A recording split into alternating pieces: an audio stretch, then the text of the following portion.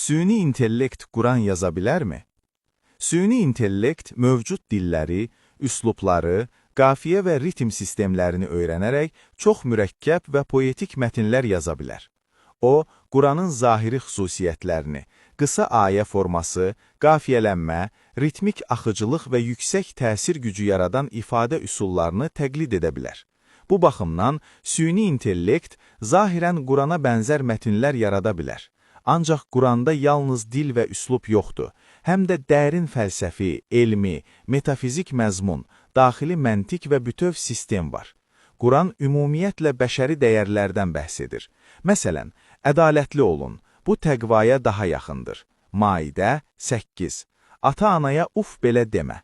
İsra 23. Ölçü və çəkiyə ədalətlə riayət edin. Ənam 152. Günahsız birini öldürən sanki bütün insanları öldürmüşdür. Maidə 32. Allah yaxşılıq edənləri sevir. Bəqərə 195. Yetimlərin malını yeməyin. Nisa 10. Qohum, kasıb, müsafir haqqını almalıdır. İsra 26. İsraf etməyin, xəsis olmayın. Fürqan 67.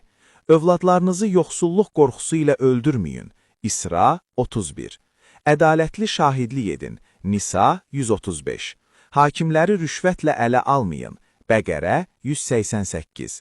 Zalım olanlara meyil etməyin. Hud 113. Süni intellekt bu bəşəri dəyərlərə qarşı nə yaza bilər? Bunların əksini yazacaq. Süni intellekt insanlara zülmü, ədalətsizliyi, fəsadı tövsiyə edəcək. Süni intellekt bu səbəbdən Quran yaza bilməz.